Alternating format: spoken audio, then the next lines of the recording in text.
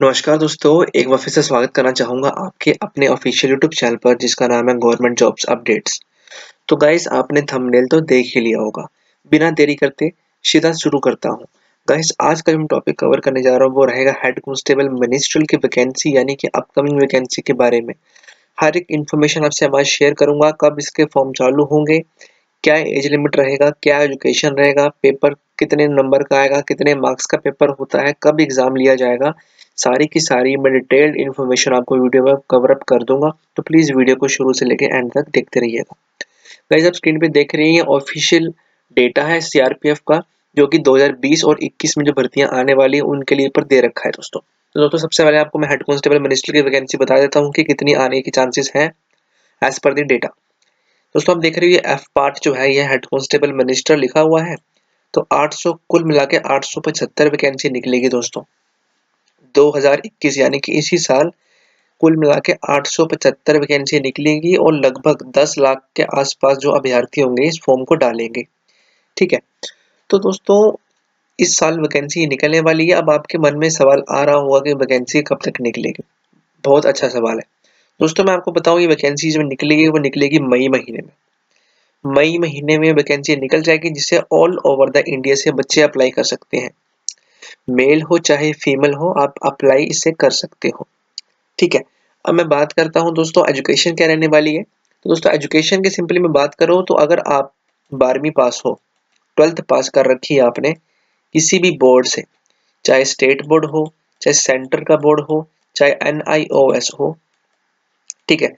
अगर आपने 12th पास कर रखी है इन किसी भी बोर्ड से जो कि मान्यता प्राप्त बोर्ड हो, संस्था प्राप्त बोर्ड हो, तो आप इस फॉर्म को अप्लाई कर सकते हो। इस फॉर्म के लिए कोई भी परसेंटेज का क्राइटेरिया नहीं है। चाहे आपके 12वीं में 33% अंक हो, चाहे आपके 12वीं में 100% अंक हो, आप इस फॉर्म को डाल सकते हो। ऑल ओवर द इंडिया से इसे मेल एंड फीमेल, ठीक है, मेल एंड फीमेल दोनों अप्लाई से कर सकते हैं। कोई डरने वाली बात, कोई घबराने वाली बात नहीं है। किसी भी कैटेगरी से हो आप अप्लाई कर सकते हो। ठीक है। एजुकेशन नंबर ऑफ पोजीशंस मैंने आपको बता दी है। ठीक है। अब मैं बात करता हूँ I am so sorry for that guys. अब मैं बात करता हूँ इसमें सिलेक्शन प्रोसीजर की, सिलेक्शन किस तरह से होगा। दोस्तों सबसे पहले आपका होगा फिजिकल फिटनेस टेस्ट। ठीक है। जिसमें आपका दोस्तों height, weight, chest and documentation की जाएगी। ठीक है। ये होता है स्टेज नंबर 1। ठीक है। स्टेज नंबर 1 में आपका होगा PST, इसमें आपका हाइट, वेट, चेस्ट और डॉक्यूमेंट चेक किए जाएंगे ओरिजिनल फॉर्म में। ठीक है। उसके बाद दोस्तों अगर आप मेल कैंडिडेट हो तो आपकी हाइट होनी चाहिए मिनिमम इस वैकेंसी के लिए 165 सेंटीमीटर, जनरल या फिर OBC या फिर SC। अगर आप ST कैटेगरी हो यानी कि शेड्यूल्ड ट्राइब कैटेगरी है तो आपकी जो हाइट ली जाएगी वो ली जाएगी 162.5 सेंटीमीटर। ठीक है।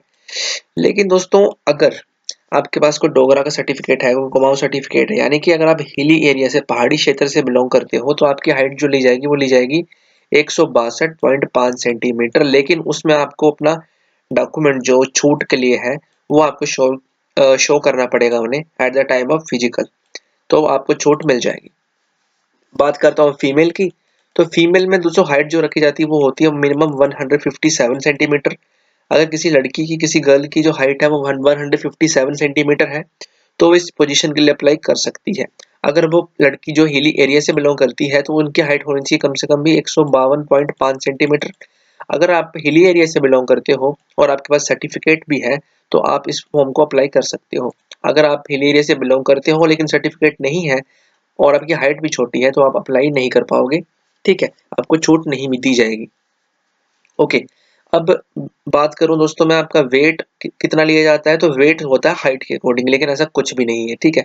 वेट मान लीजिए कि अगर आप लड़के हो, अगर आप बॉय हो और ठीक है अगर आपका वेट 48 kg है, ठीक है, तो भी आपको इन्हें कंसीडर कर लेंगे। ठीक है। क्योंकि दोस्तों मैं बताऊं 2015 में जब वैकेंसी 16 में जब वैकेंसी निकली थी उस समय मेरा वेट इतना ही था, क्योंकि मुझे टाइफाइड हो गया था, मुझे टाइफाइड हो रखा था, इसलिए दोस्तों मेरा वेट कम हो गया था। आप तो जानते हो टाइफाइड होने के कारण बॉडी से कितना ज्यादा एनर्जी लॉस होती है, पावर लॉस होती है। तो मेरा 48 kg वेट था, लेकिन उन्होंने मुझे कंसीडर किया दोस्तों, क्योंकि वेट घटाया बढ़ाया जा सकता है, हाइट नहीं। ठीक है। और मैं बात करता हूँ फीमेल की। तो अगर फीमेल हो तो अगर आपका वेट 40 है, 40 प्लस भी है तो चल जाएगा, नो इश्यूज, कोई दिक्कत की बात नहीं है। लेकिन इतना भी ना हो कि वो मना कर दे। 90 किलो भार अगर आपका होता है तो फिर तो वो तो आउट ऑफ दी लिमिट्स आता है ना। ठीक है, तो वेट बता दिए। बात करता हूँ गर्ल्स बॉयज में चेस्ट की, तो चेस्ट के लिए मिनिमम आपकी चेस्ट जो ली जाती है वो ली जाती है वहाँ पे 77 सेंटीमीटर बिना फुलाए, और फुला के 82 सेंटीमीटर। ठीक है, और अगर आप एसटी कैटेगरी से बिलोंग करते हो तो आपकी जो चेस्ट ली जाएगी वो ली जाएगी दोस्तों 76 से 81। ठीक है, अनएक्सपेंडेड अनएक्सपेंडेड 76 और फुला के 81। और अगर आप कोटा वाले बच्चे नहीं हो, जैसे कि जनरल, ओबीसी, एससी से बच्चे हो, बिलोंग करते हो, तो 77 बिना फुलाए और फुला के 82 सेंटीमीटर, यानी कि 5 सेंटीमीटर का एक्सपेंशन आपकी होनी चाहिए चेस्ट में। ठीक है, अब दोस्तों ये भी हो गया हाइट, वेट, चेस्ट भी हो गया, एजुकेशन भी बता दी मैंने आपको। अब मैं बात करता हूँ एज लिमिट की। तो एज लिमिट दोनों में सेम रहने वाला है, चाहे मेल हो चाहे फीमेल हो। मिनिमम एज ली गई है 18 साल और मैक्सिमम एज है 25 ईयर्स। 25 साल जो एज है मैक्सिमम वो है जनरल कोटा की। अगर आप ओबीसी से बिलोंग करते हो तो 3 साल की छूट मिल जाएगी, यानी कि 28 साल का अगर कोई ओबीसी कैटेगरी का बच्चा है वो अप्लाई कर सकता है। बात करता हूँ एससी कैटेगरी की, तो एससी कैटेगरी में 5 साल की छूट मिलती है, मुफ्त की छूट मिलती है। ये तो वैसे देखा जाए तो जिनको मिलनी चाहिए उनके सर्टिफिकेट नहीं बने बेचारों के, जिनको नहीं मिलनी चाहिए उनके बने हुए हैं। तो 18 साल मिनिमम एज होनी चाहिए और मैक्सिमम आपकी जो एज होनी चाहिए वो होगी 30 साल। एससी एससी और एसटी कैटेगरी की मैं बात कर रहा हूँ। ठीक है, तो ये बातें हैं दोस्तों। ओके, तो सबसे पहले फिजिकल होता है, उसके बाद होता है आपका रिटन टेस्ट, रिटन टेस्ट के बाद होता है आपका स्किल टेस्ट, स्किल टेस्ट के बाद होता है मेडिकल, मेडिकल के बाद होती है आपकी डॉक्यूमेंटेशन, और फिर होती है ज्वाइनिंग।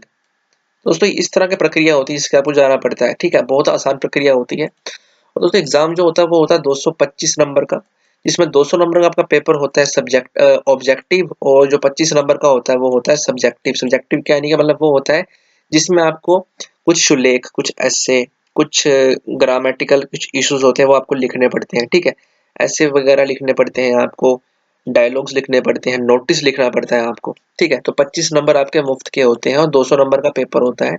ठीक है, जो कि 4 भाग में बटा होता है। ठीक है, बहुत ही आसान पेपर होता है दोस्तों, बहुत ही आसान पेपर होता है। जो मिनिमम कट ऑफ चाहिए होती है इस पेपर को निकालने के लिए वो चाहिए होती है, अगर आप जनरल से और ओबीसी कैटेगरी से बिलोंग करते हो तो आपको मिनिमम नंबर चाहिए इसमें लगभग 200 में से अगर आपके 80 नंबर भी है तब भी आपको सिलेक्ट कर लिया जाएगा नेक्स्ट राउंड के लिए।